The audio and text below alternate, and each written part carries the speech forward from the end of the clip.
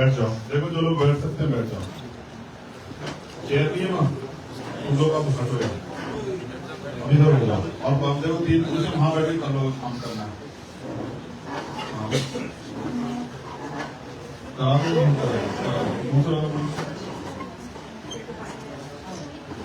पीछे हो जाओ, नहीं बैठेंगे जगह नहीं, पीछे हो जाओगे थोड़े से। ये जगह छोटी है, आदमी ज्यादा है। ये लोग थोड़े पीछे हो जाएंगे, ये वाले थोड़ा अंदर आ जाएंगे, अच्छा हो जाएगा। हो जाओ पीछे, जो बैठे बेचारे उनको भी एहसास हो कि बैठे। चलिए, मैं माजरात चाहता हूँ आप सब लोगों से जिन पे बैठने की जगह नहीं है। ये बराबरी नहीं है कि हम यहाँ बैठे और साथ आप लोग खड़े रहे। ये भी गैर बराबरी है, और किसी भी तरह की गैर बराबरी की मैं मुखालफत करता हूँ उसके खिलाफ। अगर हम पे बैठने के लिए सोफे तो उनपे कम से कम कुर्सियां तो, अगर नहीं है तो फिर हम भी नीचे बैठे अच्छे लगते हैं, फिर हम कुर्सी बैठे अच्छे नहीं लगते। सब इंसान इज्जत रखते हैं, सब आदम बराबर है। यही समानता की है। तो मैं धन्यवाद दूंगा भाई तौसीफ का, मेरे बहुत प्यारे भाई हैं, बहुत अजीज। उन्होंने ऑफिस का इनॉग्रेशन किया और इस अवसर पे, क्योंकि मुझमें हर साल आता है, उन्होंने मुझे भी बुलाया। आनंद जी, अविनाश जी, मनीष साठे जी, कांति जी और हमारे एडवोकेट साथी, ऑडियो साथी हैं जिम्मेदार यहाँ पे, तो चले भी गए सुल्तान भाई छोटे, और मुशर्रिफ साहब तो जो मेरे बड़े प्यारे बड़े भाई हैं। मैं अक्सर उनसे कुछ ना कुछ सीखने के लिए उनके पास चला जाता हूँ, फोन पे सीख लेता हूँ। और तौसीफ भाई के वालिद साहब, वो भी मेरे बड़े भाई, बड़े प्यारे। रात देख के बड़ी खुशी हुई कि वो भी उम्र में आगे की जगह पीछे को हो गए। जैसे एक नारा वो लगा रहे थे कि आगे बढ़ो, तो मैं करीब सोचता हूँ कि किस तरह पढ़ो, क्योंकि अगर नहीं पता होगा किस तरह पढ़ना है तो खराब है। तो मैं मुबारकबाद देता हूँ सब लोगों को। सबसे पहले तो नववर्ष की, एक नया नववर्ष आज से स्टार्ट हुआ। ये नववर्ष आपकी जिंदगी में खुशहाली लाए। पूरे देश दुनिया में रहने वाले सोशल मीडिया के माध्यम से जो लोग हमें सुनेंगे उनके लिए भी मुबारकबाद, उनके लिए बधाई, हार्दिक शुभेच्छा कि स्वस्थ रहें, दीर्घायु हों, आगे बढ़े और जिस काम में वो अपने अपने काम में डटे वो काम में कामयाब हो, दुनिया में हमारा मुल्क तरक्की करे, हमारा मुल्क मजबूत हो, इसकी आपसी प्यार, एकता, भाईचारा बना रहे, बहन बेटियों का सम्मान आगे बढ़े, उनको अवसर मिले। देश में जिसमें बहुत कमी है, मजदूरों को, किसानों को, नौजवानों को अवसर मिले, उनका सम्मान सुरक्षित रहे, और तमाम जो अलग अलग प्रोफेशन के लोग हैं वो भी अपने काम में तरक्की करें। ऐसी नववर्ष में मेरी हार्दिक शुभेच्छा। फिर आज शौर्य दिवस भी है, तो शौर्य दिवस की भी बधाई। मैं तो हर साल ही आता हूँ 2018 से। जब पहली बार आया तो पुलिस ने 3 दिन के लिए डिटेन रखा मुंबई में, फिर वहां से कोर्ट के ऑर्डर में छुट्टी आए तो यहाँ डिटेन कर लिया पुणे में। तो संकल्प था कि भाई जाएंगे तो जाएंगे। फिर गए तो देखा तो एक ऐतिहासिक नजारा था, बड़ा अच्छा लगा। और उसके बाद तो हर साल का हो गया, हर बार सबको पता मैं आता ही, तो किसी को बताने की जरूरत ही नहीं। हर बार चीज अच्छी, बीच में 2 बार कोरोना की वजह से डिस्टर्ब हुआ, कम लोगों को बहुत मिनिमाइज उसमें जाना पड़ा। ठीक है, वो अच्छा है, लोगों की जान की सलामती के लिए अच्छा था सरकार ने जो किया, मैं उससे कोई आपत्ति जाहिर नहीं कर रहा। मैं आज के शुभ अवसर पे, मंगल अवसर पे अपने उन महापुरुषों को भी याद करता हूँ जिनकी वजह से हमारे जीवन में उजाला है। अगर वो महापुरुष न होते तो शायद आज हमारी जिंदगी इतनी खुशहाल नहीं होती, बैठने के लिए कुर्सी हमें ना मिलती, इतने अच्छे कपड़े पहनने का, बात रखने का, स्वागत सम्मान सत्कार हासिल करने का मौका नहीं मिलता। इसके लिए भी बहुत सारे महापुरुषों का योगदान है, उनको भी नहीं भूलना चाहिए, क्योंकि हमें कमी है कि भूलते बहुत। अगर हम याद रखें तो शायद समस्या की इतनी समस्या हमारे जीवन में ना। कई चीजें हैं जो मेरे दिमाग में आज चल रही थी। मैं गाड़ी में बात करते हुए जा रहा था आनंद को, अविनाश को और जो भी जिम्मेदार लोग हमारे साथ थे, मैंने उनको कई बार डांटा, समझाया। और एक बात जो मेरे जहन में थी, मुझे उसको सबके सामने कहने में कोई तकलीफ नहीं कि मैंने आज गुलामों को खुश होते देखा। आज मैंने गुलामों को खुश होते देखा, नाचते देखा, कूदते देखा, मुस्कुराते देखा, नारे लगाते देखा। मुझे बड़ी खुशी हुई कि गुलाम भी कभी कभी गुलामी में आनंद ले लेते। मैं जब पढ़ता था महापुरुषों को, मैंने गुलामगिरी पढ़ी तो मुझे उसमें कुछ ऐसा एहसास हुआ। आज भी मेरे जज्बात वो जिंदा है। बाबा साहब को जब मैं पढ़ता हूँ, कहते गुलाम को गुलामी का एहसास करा दो, वो अपनी बेड़िया स्वयं काट लेगा। हमारे और काशीराम साहब ने भी गुलामों से कहा कि गुलामी की बेड़िया काटी जा सकती है।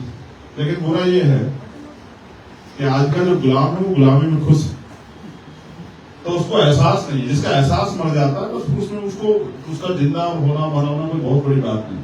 देखो मैं आपकी तरफ बहुत इस बात की तरफ ले जाता हूँ, बहुत अच्छी बात है महाराष्ट्र में कल्चरल मूवमेंट है, होनी चाहिए। मुझे इस बात की बड़ी खुशी कि कल्चरल मूवमेंट है, लेकिन अगर सही को सही और गलत को गलत नहीं कहा तो खराब हो जाता। या फिर हम इस कल्चरल मूवमेंट को के लिए मैं धन्यवाद देता हूँ जो कल्चरल मूवमेंट चल रही है। मैं बहुत धन्यवाद दूंगा जो बहनें हमारी बैठी हैं, छोटी बच्चियां जो हमारी शामिल हुई, उनका भी बहुत धन्यवाद। उनको इग्नोर नहीं किया जा सकता। मैं तो कोशिश करता कि जब मैं संचालन कर रहा था किसी को मौका भी देता कि वो महिलाओं को भी अवसर मिलना चाहिए।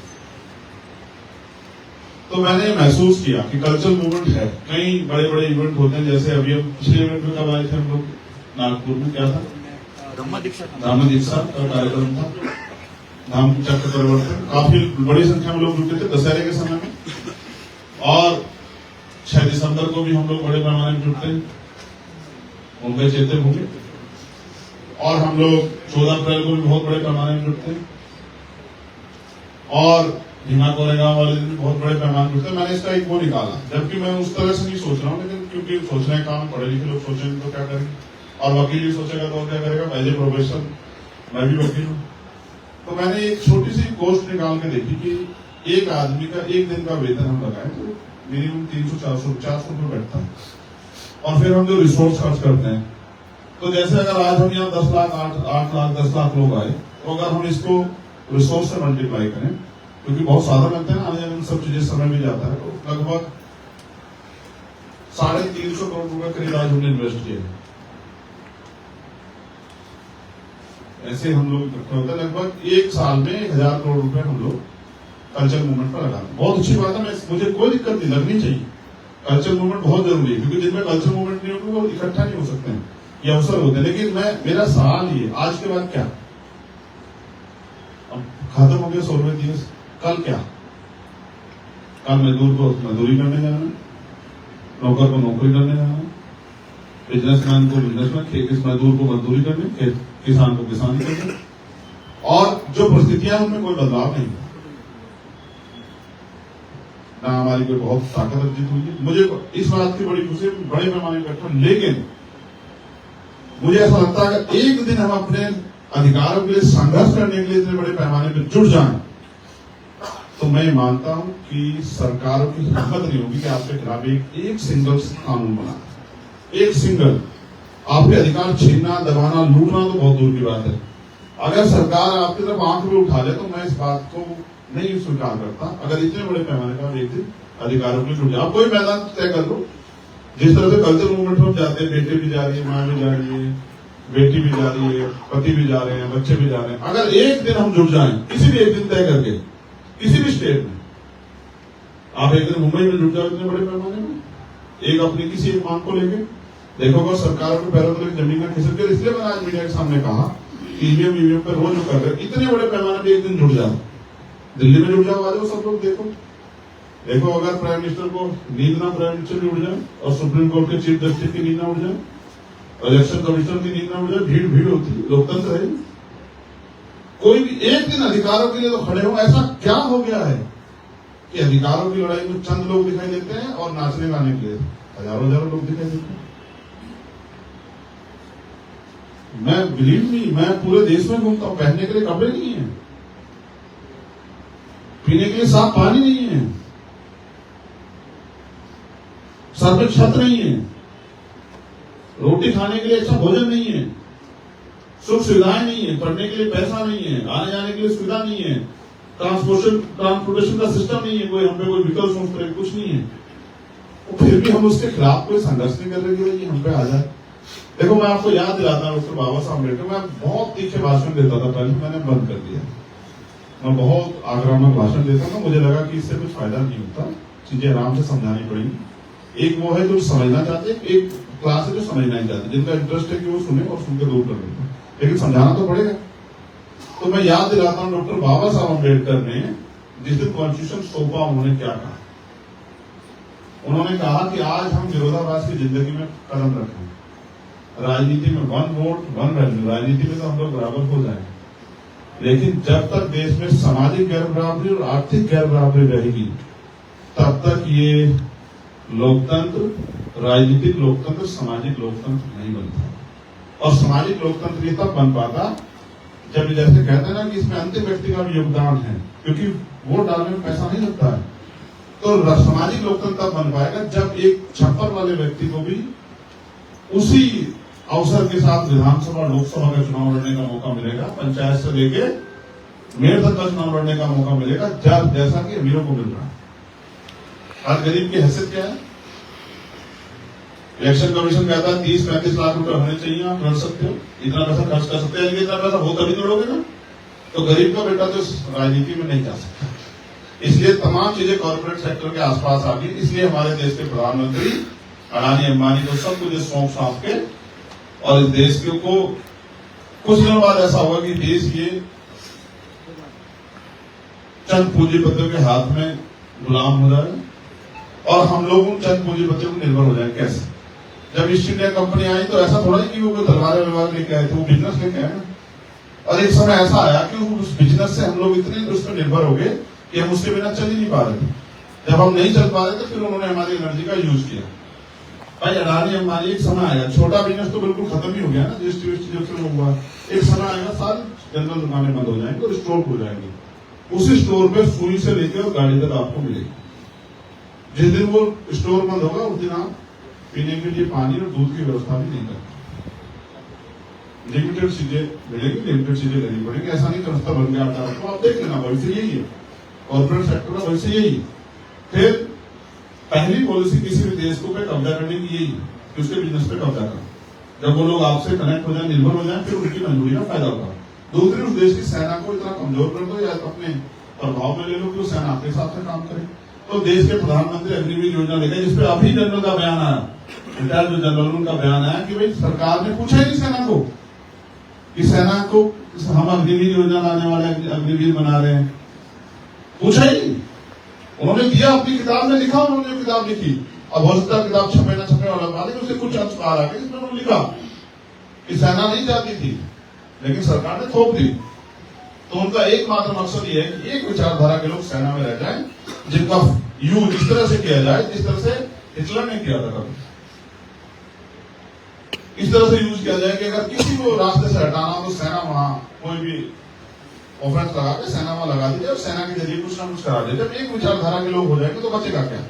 इसी बात को ध्यान में रखते हुए डॉक्टर बाबा साहब अम्बेडकर ने कॉन्स्टिट्यूशन में रिजर्वेशन की व्यवस्था की थी कि भाई रिजर्वेशन रहेगा तो इसमें सब लोगों का समन्वय रहेगा, हिस्सेदारी रहेगी। कॉलेज हो, कोई भी डिपार्टमेंट हो, उन सब में हर तरह की विचारधारा के लोग रहेंगे तो एक विचारधारा के आधार पर चीजें प्रभावी नहीं होंगी।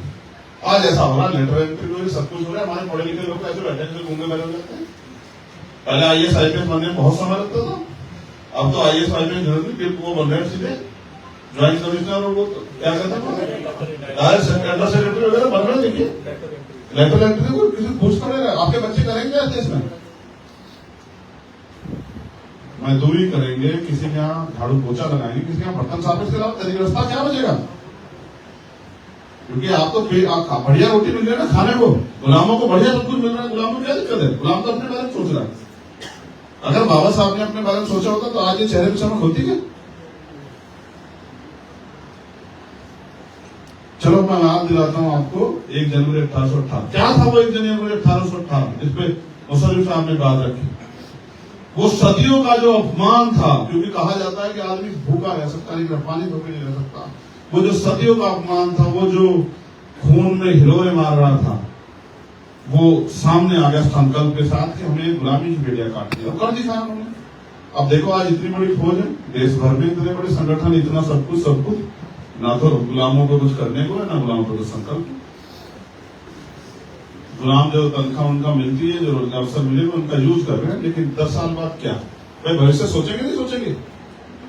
भाई आज में अगर 40 साल में 10 साल में 50 साल में भारत की क्या स्थिति होगी जो आज हालात है?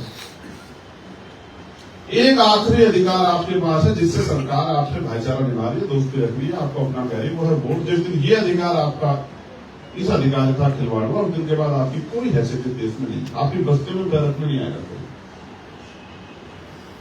मैं नहीं कहता, डॉक्टर अम्बेडकर ने वोट का अधिकार दिलाते कहा था कि आज मैंने राजा का पेट छीट दिया, आज के बाद राजा मतदान पेटी तैयार होगा, बैलेट बॉक्स तैयार होगा। कितने राजा बनाए आपने, आप देख लो ना। कल्चर मूवमेंट ठीक है, बहुत जरूरी है, लेकिन कल्चर मूवमेंट से ऑर्गेनाइज क्या कर रहे हो, आउटपुट क्या है? और जब आउटपुट नहीं तो फिर क्या कर रहे हो? फिर जानवर में हमें क्या करके बताओ, जो सिर्फ अपने बारे में सोच रहे हैं। इंसान तो वही है ना जो दूसरों के लिए जिए, कुछ करके दिखाए, जिसके मन में कुछ संकल्प हो, सपना हो, तो कहीं नहीं। तो मैं तो ये देखता हूं, मैं खुश हूं, और मैंने इनको बहुत समझाया वो बातें। मैं नहीं कह सकता कि लोग तम्बाकू खा के, शराब पी के भी खुश हैं, आज खुश है मोमेंट को मैं इंटरेस्ट ले रहे। शौर्य दिवस मना रहे, मगर उनसे पूछे कि इस शौर्य दिवस में तुम्हारा क्या योगदान है? इस कॉन्स्टिट्यूशन में जिससे आपको रहते, तो आप सबका क्या योगदान है? इतने लोग यहाँ बैठे, कोई हिस्सेदारी है क्या? आपने लाभ लेने के अलावा किया क्या है, बताइए ना। जैसे शौर्य दिवस में हमारा कुछ है नहीं, वैसे इस कॉन्स्टिट्यूशन में भी हमारा कुछ नहीं है। हम तो इसका लाभ ले रहे हैं, लेकिन तब भी हम इसकी रक्षा नहीं कर पा रहे। आज इसको बिल्कुल निस्तारभूत किया जा रहा है। 141 MP बाहर कर दिए गए, और अपनी मन मर्जी के एक जो सबसे बड़ी दिक्कत खड़ी हो रही थी कि chief justice of India include हो रहे थे उसमें, जब इलेक्शन कमीशन का वो होगा, चुनाव होगा, इलेक्शन कमीशन का जब चयन होगा तो चीफ जस्टिस ऑफ इंडिया को बैठना पड़ेगा, तो उनको हटा दे चुपचाप। आज ड्राइवर सब लोग सड़कों पे, उनके ऊपर एक नया वो रिटर्न में वो नया वो कर दिया कि भाई 7 लाख रुपए का जुर्माना और 10 साल की सजा, तो वो बेचारे सड़कों पे। ये सजा आपको होगी सबको। आज उनका नंबर है, कल आपका नंबर है। देश में समय समय पर सब पिट रहे हैं। कभी एनआरसी में मुस्लिम भाइयों का इलाज होता है, कभी 2 अप्रैल में एसएसटी एक्ट पे आपका इलाज होता है, कभी किसानों का इलाज होता है कॉर्पोरेट सेक्टर के जरिए, और कभी निजीकरण और सबके दलित, पिछड़े, आदिवासी, मुसलमान, जैन, सिख, बौद्ध, से सबका इलाज होता है। लेकिन गजब की बात है, इसके खिलाफ हो क्या रहा है? इलेक्शन आते हैं, हारते कह देते हैं साहब ईवीएम से हार गए, ईवीएम से, देन फिर अगले इलेक्शन में इंतजार करते, फिर अगला इलेक्शन लड़ते, फिर आपटे कह देते। ना मेहनत करते, ना तैयारी करते हैं, ना कोई स्ट्रेटेजी बनाते, कुछ भी तो नहीं करते। तो मैं समझता हूं कि हम अपनी स्थिति के जिम्मेदार खुद हैं, क्योंकि हम कुछ करना है। हम बातें बहुत अच्छी करते हैं, जैसे हमारे क्रांति ने कहा, हमारे प्यारे भाई ने कहा कि भाई रिजल्ट चाहे कुछ भी, क्यों रिजल्ट कुछ हो, रिजल्ट वही होगा जो हम चाहेंगे, अगर हम पूरी ईमानदार से काम करें। कोई रोक नहीं सकता हमें, अगर हम पूरी ईमानदार से शिद्दत से अपनी कीमत चुकाएं। सुनिए, जिसके अंदर क्षमता नहीं होती वो किस्मत के सहारे बैठता है, जिसके अंदर हिम्मत होती है वो किस्मत के सहारे नहीं बैठता, वो कर्म करके दिखाता है। ऐसा होता तो कोई नया व्यक्ति पैदा ही नहीं होता। ऐसा होता तो आज इस दुनिया में नई किसी चीज का आविष्कार नहीं होता। बुद्धि, बल, मैं ये समझता हूं, जहां मैंने महसूस किया एक चीज और थी उनके बाद मुशर्रफ भाई, उनका मनोबल ऊंचा था। उनको सामने सिर्फ अपना लक्ष्य दिख रहा था, संख्या नहीं दिख रही, इसलिए वो जीत गए। अगर उस संख्या में काउंट कर देना कि 58-21 में तो हार जाते। उनका मनोबल ऊंचा था। काशीराम साहब कहते थे कि 5 तरह की शक्ति होती है, 5 तरह के बल होते हैं लोगों के पास, समाज के तौर पर भी और व्यक्तिगत भी। जब वो मूवमेंट की बात बताते तो कहते हैं पहला होता है बुद्धि बल, जो कुदरती उसको मिलता है। दूसरा होता है बाहुबल, जो उसके शरीर की शक्ति होती है। तीसरा होता है धन बल, जो वो मेहनत करके अर्जित करता है, या उसको पैतृक रूप से मिलता है। चौथा होता है ये लोकतंत्र जनबल, उसके समुदाय का, उसके क्षेत्र का जो संख्या था। 5वां होता है मनोबल। अगर ये मनोबल गिरा हुआ है तो चारों बल बेकार है। तो हमारा मनोबल गिरा हुआ है। हम वोट देकर दूसरे को तो बना सकते, लेकिन अपना नहीं बना सकते। आप अपने क्षेत्र में महसूस करो, बार बार 85 की बात, 85 भी छोड़ो, राजनीति 51% सहमति का। अगर 51% लोग आपके साथ हैं तो 49.9% लोग आपके खिलाफ हैं, कोई फर्क नहीं पड़ता। अगर 51% लोग आपके साथ, समझ रहे? तो इसलिए 51% लोग सहमति, फिर आपकी बुद्धि का क्या फायदा? वार्डों में वोट आपके, पार्षद कोई और बनेगा, सभासद कोई और बनेगा, मेयर कोई और बनेगा, विधायक कोई और बनेगा, विधानसभा में वोट आपके।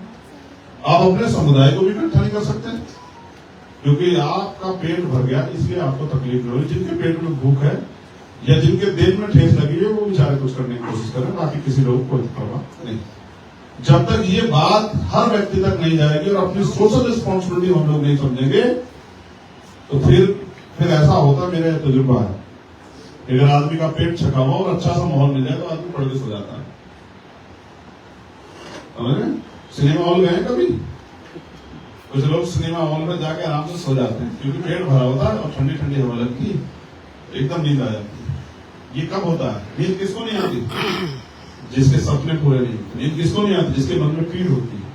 जब तक इतिहास नहीं पढ़ोगे तो संघर्ष कैसे पैदा होगा, पीड़ कैसे पैदा होगा? जब तक दर्द नहीं पैदा होगा तो आप दवाई का इंतजाम क्यों करोगे? मैं आपका नाम नहीं जानता मगर मैं आपको ये पूछूं कि मगर बिना आपके पेट दर्द के आपको पेट दर्द की दवा तो आप ले लोगे? बुखार की दवा दूं? और जब आपको बुखार हो रहा हो तो फिर बिना पूछे दवाई ढूंढोगे नहीं ढूंढोगे? जब तक बाबा साहब ने कहा ना कि इतिहास आदमी को सीख देता है। जिस व्यक्ति को, जिस समाज को, जिस कौम को अपना इतिहास नहीं पता वो अपने भविष्य का निर्माण नहीं कर सकता। तो जब आपको इतिहास की जानकारी नहीं है, आपको एहसास ही नहीं है कि वो क्यों लड़े, जिनके लिए शौर्य दिवस, जिनकी वजह से आज शौर्य दिवस मनाने का मौका मिल रहा है, वो क्यों लड़े? अगर आपको ये नहीं पता तो फिर क्या फायदा? वो उस अपमान के खिलाफ लड़े जो उसका अपमान को उन्होंने महसूस किया। वरना तो एक कहानी और मुझे जो आपको सुनानी है, जो राष्ट्रपिता ज्योतिबा फुले जी के साथ घटी। जब उनको अपमानित किया गया शादी समारोह में, वो गए और जब जिनसे पूछा, जो दूसरे लोग उनके पास आए, उनसे पूछा कि भाई, उन्होंने पूछा भाई आप यहाँ क्यों बैठे हो? तो उन्होंने कहा आज मेरा अपमान हो गया, मैं शादी समारोह में गया तो मुझे बहुत बेइज्जत करके अपमान करके निकाला गया, तो मेरा मन कर रहा है कि मैं सुसाइड कर दूं। तो उन्होंने कहा है जो आपके साथ हो रहा है ये तो हमारे साथ रोज होता है, हम तो मरते नहीं। तो तब उनकी दिमाग में एकदम ये बात उनको क्लिक करी कि भाई इनको ये शिक्षित नहीं है, इसलिए इनको अपमान का एहसास नहीं। तो जिस दिन उन्होंने अपमान का एहसास किया वो लड़े और उनकी वजह से आज हम 200 साल बाद नहीं 226 वर्ष लड़े हैं। हम नालायक भी 226वें गार्ड में शौर्य दिवस मना रहे हैं, बाकी हमारा तो हमने कुछ किया नहीं, चीटी नहीं मारी हमने। हम तो अब तो लोकतंत्र है, राजतंत्र भी नहीं, किसी को मानना है, बटन ही तो दबाना है, वो भी नहीं कर पा रहे। तो देखो हमारे पूर्वज क्या थे और उन पूर्वजों की संतान देखो क्या। तो अपने आप को लायक कहने से पहले एक बार अपने अंदर जरूर झांके कि हम काम करें। मैं आपको ये नहीं कहता कि 10 साल में क्या करूंगा, मैं आपको ये जिम्मेदार से कहता हूं कि बहुत कुछ होगा, क्योंकि कोई और कर नहीं रहा, कोई और कर नहीं। आज अगर देश के संविधान पर खतरा है तो सभी दलों के रहते हैं, इन सबकी मौजूदगी में आया।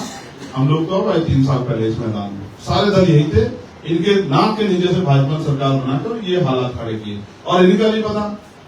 मुझे बहुत कड़वे शब्दों में कहना पड़ा, कौन सी पार्टी के नेता कब किसके इशारे से काम करा ये भी नहीं पता।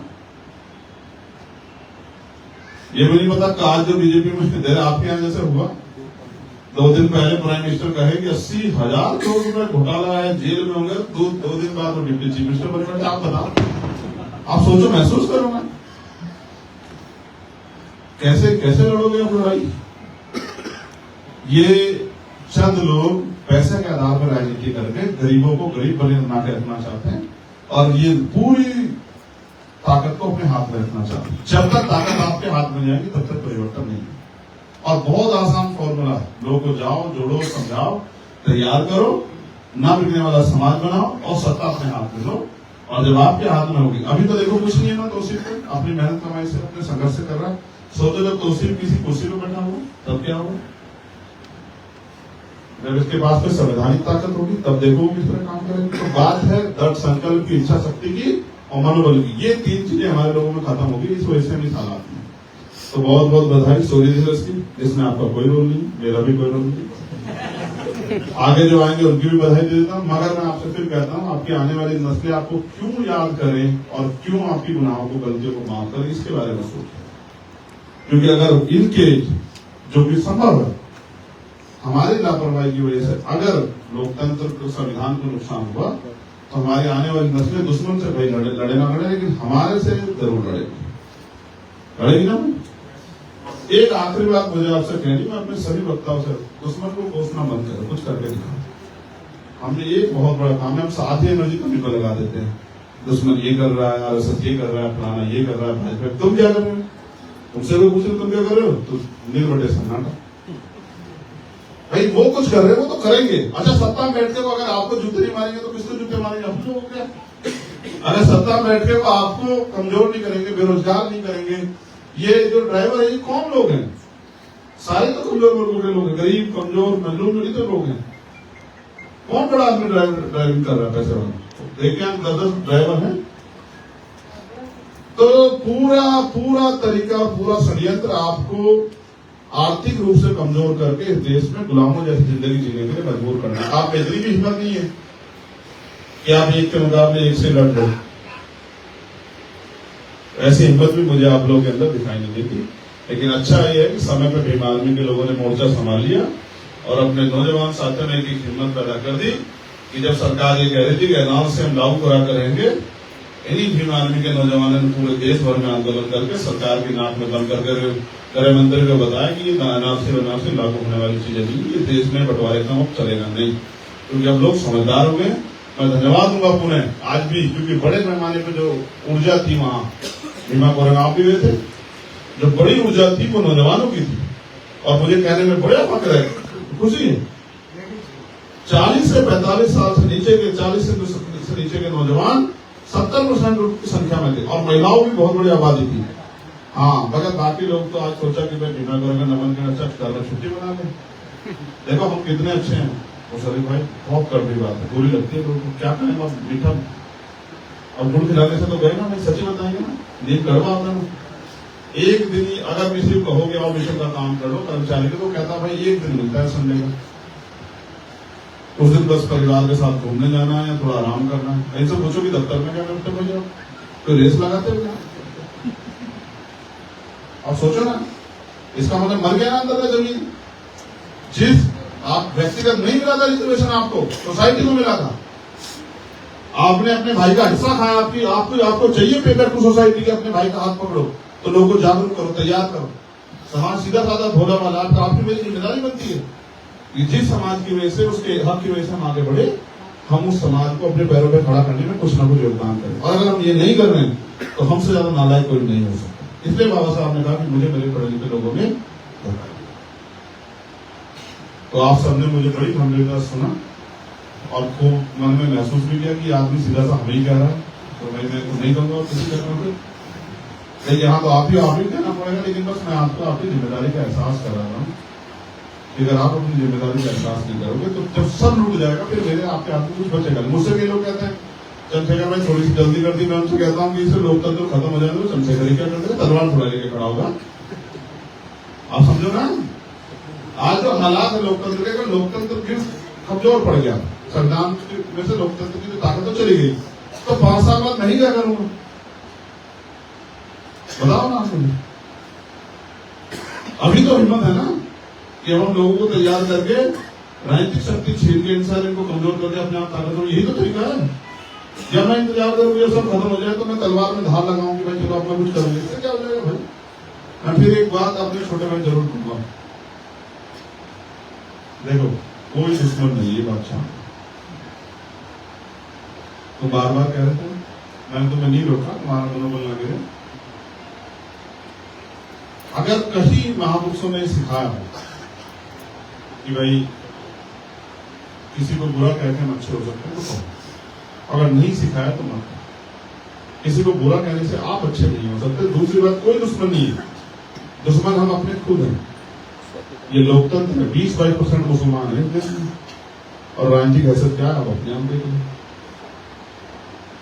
जितनी पूरे दिन मेहनत मजदूरी करके अपने बच्चों का पेट पालेंगे, लेकिन तालीम और उसके लिए पॉलिटिकल पावर लेने के लिए कुछ नहीं करते हैं, कुछ भी नहीं करते हैं, कुछ भी नहीं। एक नेता नहीं बना पाए, ये सबसे बड़ी बात। ये गुलामों से भी बुरी जिंदगी आप अपने अंदर महसूस करें, देखो आपका एहसास हो जाएगा।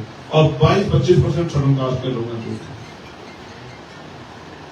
मजदूरी मेहनत इनसे ज्यादा कोई नहीं करता। लेकिन राजनीतिक ताकत हैसियत क्या है कि एक मेंबर ऑफ पार्लियामेंट इनका ऐसा नहीं जो इनके लिए बोल रहा, जो बने हुए सब गूंगे बने और अपने राजनीतिक पार्टी के प्रति ज्यादा समर्पित है, समाज के प्रति कम। और इससे बड़ी आबादी, इतनी बड़ी आबादी आदिवासियों की है। उनके क्या हालात, जन में जमीन पर उनके कितने अधिकार है आप देख लो। और कभी किस यहां से उजाड़ते हैं, कभी वहां से उजाड़ते हैं, कभी आतंकवाद के नाम पर, नक्सलवाद के नाम पर किस तरह से खून की होली खेलते हैं, ये सब आपके सामने। और अभी तक तमाम नए प्रोजेक्ट चल रहे हैं कितनी जमीन लूट लेंगे आप अपने आप देख लेंगे। और बाकी जैन, सिख, ईसाई, बुद्धिस्ट उनकी कल्चर मूवमेंट पे ऐसी नजर है भाजपा की कि उनका बस चले तो उनको निकल जाए। हर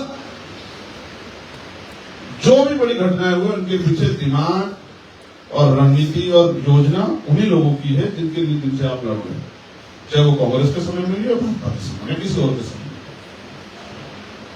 क्योंकि इतना समय योजना बनाने का उन्हीं के पास है, आपके हमारे पास नहीं। हमारे तो पेट भूखे हैं, हम पे तो एक ही काम है, किस तरह से मेहनत बदल देकर अपने बच्चों का अपना पेट भरना।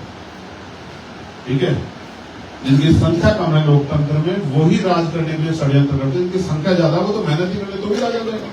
कहीं सोचे यहाँ चुनाव हो जाए तो जिसने मेहनत कर रखी, जिसको लोग प्यार पसंद करते हैं, वो हाथ छोड़ जाएगा। तो इसलिए जिनकी संख्या कम है, जैसे सोचो मैं आपको एक और उदाहरण देता हूँ। जैसे हम इधर जो लोग इस सोफे वाले में, इनमें अगर कोई आदमी 3-4 लोग चुनाव लड़े और इन्हीं को वोट करने, तो एक दूसरे की अगर किसी के पास ज्यादा संख्या बल है तो उसकी उस संख्या बल को अपनी तरफ लाने के लिए कुछ तो प्रयोग करना पड़ेगा ना। कोई पैसे से खरीदा जाएगा, कोई डराया जाएगा सिविल इनकम टैक्स के द्वारा, किसी को कोई लाभ भी दिया जाएगा, किसी को कुछ जो है भड़काया जाएगा, कुछ झगड़ा कराया जाति धर्म का। तो इस देश में जाति धर्म की झगड़ा करा के, हिंदू मुसलमान की बात करके पैसा बांट के राजनीति कौन कर रहा है, ये हमें समझना चाहिए और किसको इससे फायदा न पड़े।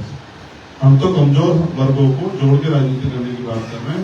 आज नहीं तो कल आपको जानना पड़ेगा, वरना इस देश में आपका इतिहास खत्म हो जाएगा, आपको पूछने वाला कोई बाकी नहीं रहेगा।